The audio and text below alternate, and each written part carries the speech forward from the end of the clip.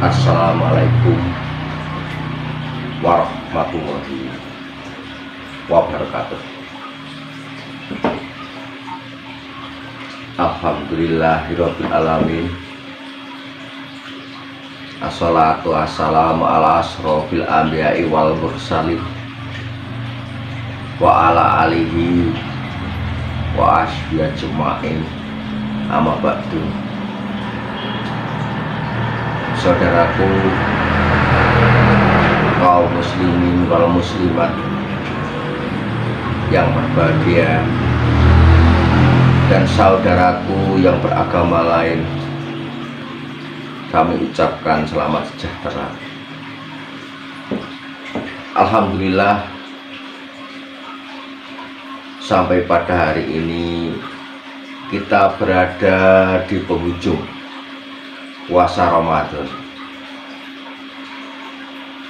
bulan yang penuh berkah, bulan yang penuh rahmah, dan bulan yang penuh ampunan. Semoga di penghujung bulan Ramadan ini kita bisa dipertemukan lagi dengan bulan Ramadan di tahun yang akan datang. Amin ya rabbal alamin. Saudaraku yang saya cintai, di akhir bulan Ramadan ini saya ingin menyibak rahasia tentang hati bersinar.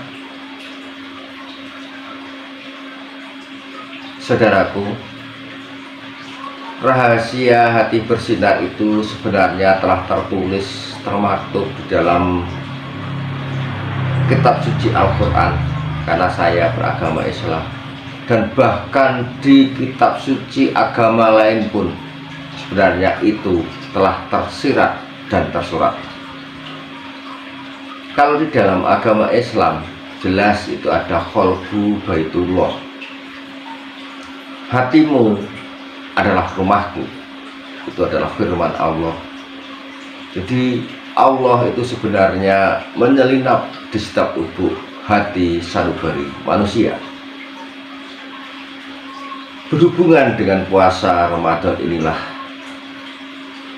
merupakan saat yang tepat sebenarnya, selain kita beribadah, melakukan suatu kewajiban,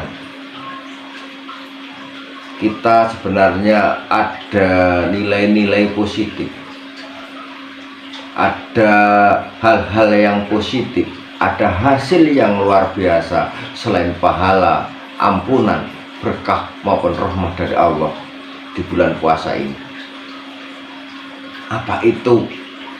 Yaitu hati kita menjadi suci, hati kita menjadi fitrah kembali. Dengan fitrah kesucian hati inilah, maka secara otomatis hati kita itu akan memancarkan sinar yang luar biasa. Karena apa? Sebenarnya hati kita itu secara kodratnya itu adalah bersinar, yaitu qalbu baitullah itu tadi. Tetapi tidak semua manusia bisa memancarkan sinar itu karena hati nurani tersebut masih terselubung oleh hawa nafsu. Nah, di bulan Ramadan inilah apabila kita puasanya benar-benar sempurna atau mendekati sempurna, itulah sinar itu akan memancar. Oleh karena itu di dalam Al-Quran pun dijelaskan, di bulan Ramadan ini apabila kita menjalankan puasa, tidak hanya sekedar menahan lapar dan dahaga. Puasa itu kita harus mampu berpuasa dua hal, yaitu sya'um badaniyah dan sya'um nafsiyah. Sya'um badaniyah adalah puasa secara jasmania. Kita tidak makan, kita tidak minum, dan memasukkan segala sesuatu ke dalam jasmani kita. Itu yang disebut dengan sya'um badaniyah. Dan puasa yang kedua yaitu sya'um nafsiyah. Berarti dalam berpuasa itu kita tidak hanya sekedar menahan lapar dan dahaga saja, namun kita itu harus bisa mengendalikan hawa nafsu. Oleh karena itu, apabila kita itu sudah niatnya nawa itu berpuasa, kita itu harus siap puasa jasmani dan rohani. Puasa secara jasmania dan secara rohania, puasa secara sya'um badaniyah, puasa secara sya'um nafsiyah. Kalau hanya kita sekedar berpuasa secara jasmaniah saja, sya'um badaniyah saja, itu sebenarnya tidak terlalu berat. Yang paling berat itu adalah sya'um nafsiyah, yaitu puasa dengan mengendalikan hawa nafsu. Karena hawa nafsu itu bisa keluar dan bisa muncul dari berbagai lubang, yang merupakan suatu nikmat Allah yang diberikan kepada manusia. Mata, disinilah bisa menimbulkan suatu hawa nafsu. Ada kufur nikmat, ya, kita melihat sesuatu, menikmatinya, tapi yang dinikmati adalah hal-hal yang negatif. Puasa, mata juga harus berpuasa, hidung juga harus berpuasa, telinga kita juga harus berpuasa, mulut kita juga harus berpuasa. Bahkan kenikmatan,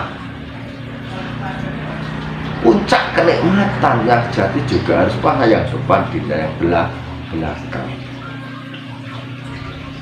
Itulah saudaraku. Jadi hikmah puasa sebenarnya tidak hanya urusannya dengan surga atau neraka, itu adalah salah kaprah. Puasa itu sebenarnya adalah membersihkan jiwa dan raga kita. Itu saudaraku, hikmah puasa seperti itu. Dengan puasa, selain membersihkan jiwa dan raga kita, kita itu harus berlatih suatu kesabaran, berlatih suatu keikhlasan. Itu puasa. Oleh karena itu saudara, apabila kita sudah melakukan suatu puasa, baik jasmani dan rohani, wa insya Allah secara otomatis tirai selubung hati itu, hawa nafsu yang menyelimuti hati nurani kita itu akan tersibak. Dengan tersibaknya hawa nafsu itulah sinar hati nurani itu akan memancar. Itu saudara.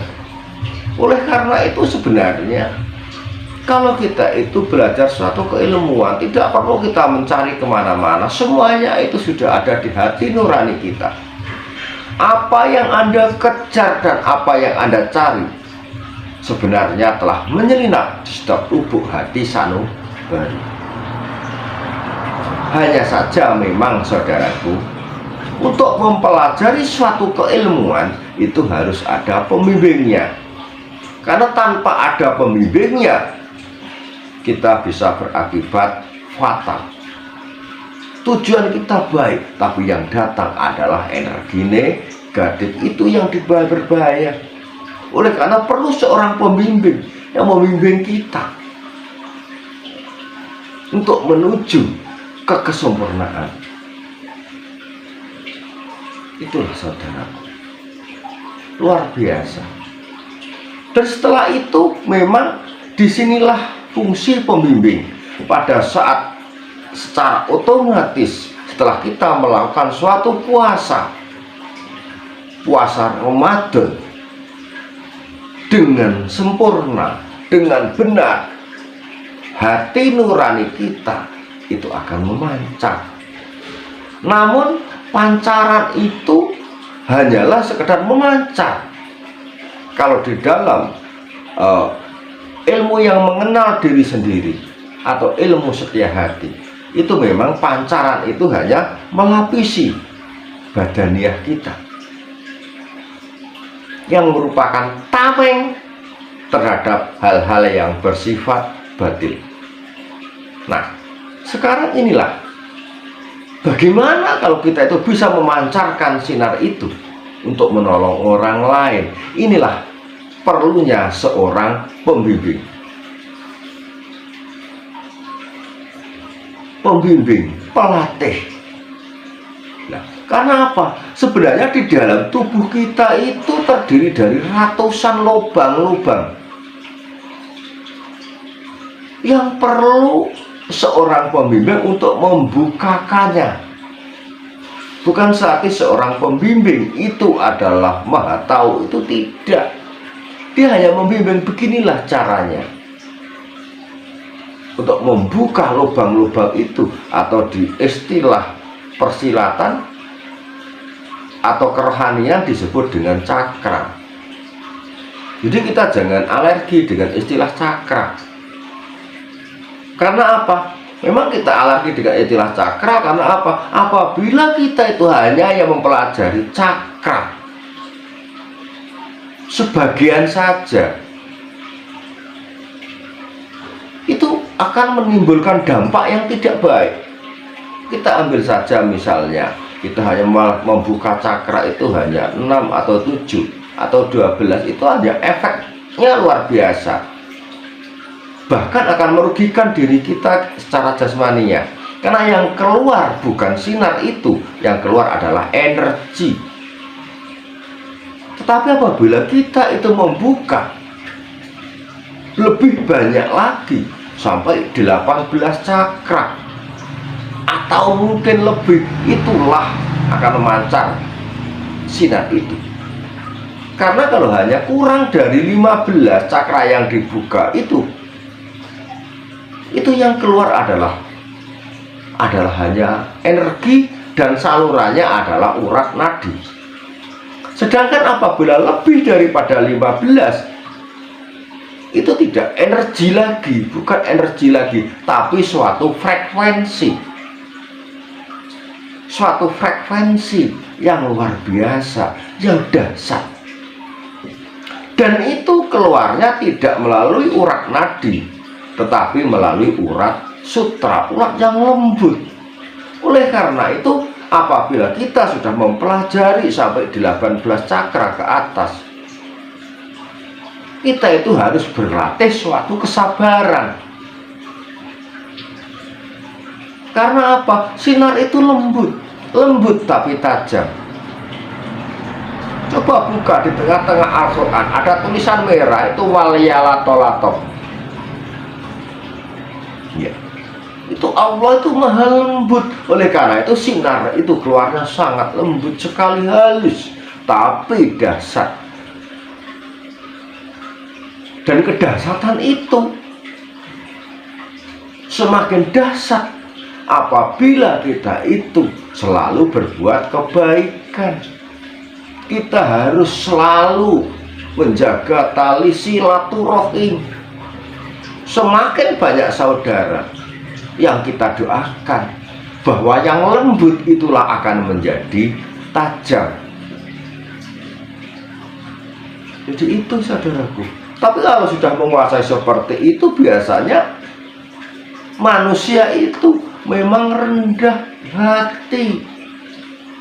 Dia suka bersenyum daripada mengumbar emosi. Dia difitnah, dia dihina, dia diremehkan. Itu dia hanya tersenyum saja. Karena apa? Bagaimanapun juga, walaupun kita difitnah, kita dihina, kita diremehkan, kita dicemooh, kita tetap mendoakan hal yang baik terhadap orang yang meremehkan, menghina, dan memfitnah kita. Karena apa? Yakin bahwa apabila kita berbuat kebaikan, tanpa sadar kebaikan itu akan kembali kepada kita. Tidak masalah orang lain menjelek-jelekkan kita, Tidak masalah orang lain memfitnah kita, tapi jangan sampai kita membalas dengan hal yang sama. Kita doakan yang baik-baik saja. Dan ini kita tidak berbuat apa-apa, malah mendoakan yang baik. Tetapi manusia itu ono sing gawe urip lan ono sing nguripi. Ada yang menciptakan dan ada yang juga memberi hidup. Ada yang menghidupkan dan ada yang memberi hidup. Itulah manusia. Kalau kita itu dihina, difitnah, itu hanya tersenyum. Kita tetap mendoakan hal yang baik. Siapa seandainya orang tersebut tetap menghina kita, menjelekkan kita, siapa yang tidak terima? Allah, Tuhan yang tidak terima. Karena manusia adalah makhluk ciptaan Tuhan. Tidak perlu kita membalas ditenung, jengges dan sebagainya. Kita diam saja. Kita berdoa, berserah diri pada Allah, dan Allah lah yang akan membalas. Dan biasanya kalau sudah Allah membalasnya, siapapun orang hebat tidak akan bisa menyembuhkannya, kecuali dia bertobat. Itu lebih dasar itu, saudara. Tidak perlulah kita tenung, jengges dan sebagainya. Walaupun kita tahu, kita bisa mendeteksi dengan frekuensi kita. Kita bisa menggunakan sinar itu, sinar yang lembut itu menjadi tajam, yang dahsyat. Tapi jangan kita gunakan untuk hal-hal yang negatif. Kita gunakan untuk suatu kebaikan, untuk menolong orang lain, untuk memayu hayuning diri, memayu hayuning keluarga, memayu hayuning masyarakat, dan akhirnya memayu hayuning bawono. Itulah. Dan ilmu yang tertinggi sebenarnya bukan kekuatan jasmani, bukan kekuatan energi, tidak. Ilmu yang tertinggi adalah ilmu yang berserah diri. Ilmu yang tertinggi adalah ilmu kesabaran dan keikhlasan. Oleh karena itulah pada saat kita menemui lawan yang luar biasa, ilmunya tinggi, berilmu tinggi dan sebagainya, kita tidak perlulah membalas dengan ilmu-ilmu kita. Kalau kita itu punya oleh Allah, dibukakan tentang ilmu itu, kita bisa membalasnya dengan hal yang sama. Tidak perlulah. Kita semakin menunduk saja. Kita diserang, tidak perlu kita membalas penyerangan itu. Kita berserah diri, ya, berserah diri pada Allah. Inna sholati wa nusuki wa mayaya wa mamati lillahi rabbil alamin. Intinya, ya Allah, hidup dan matiku hanya kepadamu. Kalau belum takdirnya, kita semua masih dalam lindungan Allah Subhanahu wa ta'ala. Demikian saudaraku, di akhir bulan Ramadan ini, marilah minimal kita mempertahankan kesucian jiwa kita, mempertahankan syukur, lebih meningkatkan lagi, karena hari ini harus lebih baik daripada hari kemarin, dan hari esok harus lebih baik daripada hari ini. Demikian saudaraku, jika ada kekurangan, itulah kekurangan pribadi dari saya, dan jika ada kelebihan, itu hanya kelebihan dari Allah Subhanahu wa ta'ala. Akhirul kata, wassalamualaikum warahmatullahi wabarakatuh.